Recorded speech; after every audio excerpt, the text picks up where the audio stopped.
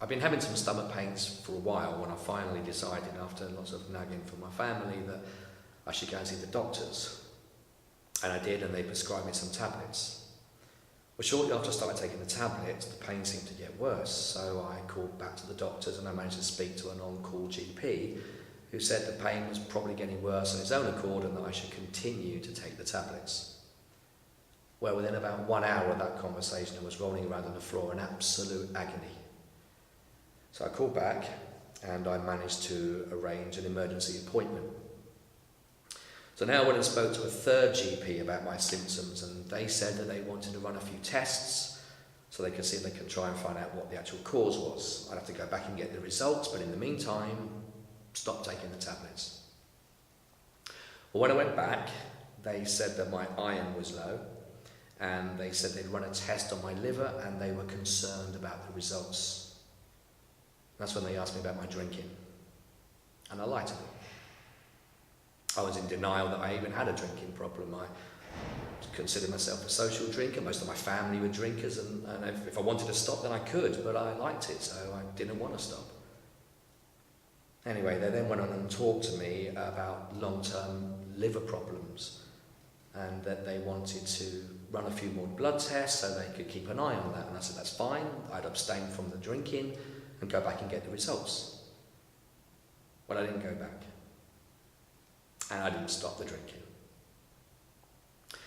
Well, about 2 weeks after that, I then received a follow-up letter inviting me back into the surgery to discuss the recent results of my tests. I was scared. I didn't want to go back in and get told off for missing the previous appointment, and I thought it would just go away, so I shoved my head in the sand and forgot all about it. It was 2 days after that I collapsed. I was rushed into hospital, and after further examinations, they realised that I developed some gallstones and I was going to need to have an operation to get that sorted. But I also had an inflamed liver, which meant I couldn't have the operation. And I think that's when I realised about the damage I was doing to my body.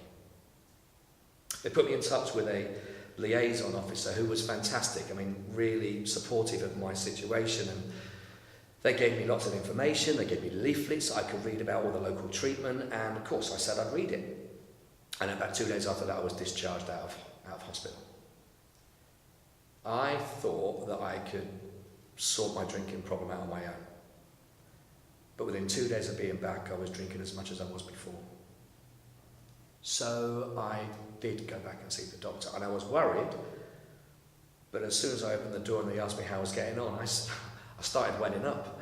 I mean, they were fantastic, really understanding. They explained to me about the whole purpose of the follow-up letter, and they made me see that they was really only interested in my own health, my welfare. So we talked about all the treatment options that were available to me. We talked about Phoenix Futures, we talked about shared care, and they said they could even design a treatment package that would suit my needs. My GP even then mentioned to me about Alcoholics Anonymous, AA. I think they could tell from my reaction that I wasn't interested in it, but they said, look, you won't know if you like it or not unless you give it a go. And they were right. So they made the referral, and I'm now getting treatment for my alcohol with Phoenix Futures. I've got a recovery navigator as well, and I've got a shared care GP. I never knew that there was so much help out there for me. I also now go to recovery art sessions on a Monday, which is great, and I think looking back on things, I think I've lost my way a bit. And I've even still been attending the AA meetings as well, which is something I never thought I'd say. And I've also got my sponsor for those days when they're tougher than others. And if it hadn't have been for the enthusiasm shown by my GP about AA, I don't think I would have gone to one of those meetings. I still have the pain, for discomfort. But they say that my liver is now well and truly on the mend, and I'm really hopeful that I'll soon be able to have the operation on the gallstones. Don't get me wrong. This process isn't easy, and some days are a lot tougher than others.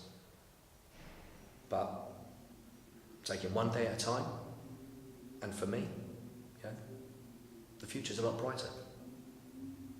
This is Steve's account, a man who had considered himself a social drinker. Steve had been consulting his GP for abdominal pain and had blood tests which indicated there was a problem with his liver. He recalled being asked about his alcohol intake but playing it down. Ultimately, he ended up in hospital after collapsing, but despite acknowledging his problem, his resolve not to drink didn't last and he went back to his GP. Through talking with his GP, Steve acknowledged that he needed support and was now accessing local services and feeling a benefit to his health and outlook. The governing body members reflected on the importance of compassion and the difference it can make to a consultation, however brief. Linked to the Barnsley Alcohol Harm Reduction Strategy, it was also recognised that there are opportunities for practitioners to raise the topic of alcohol as routinely as they would smoking.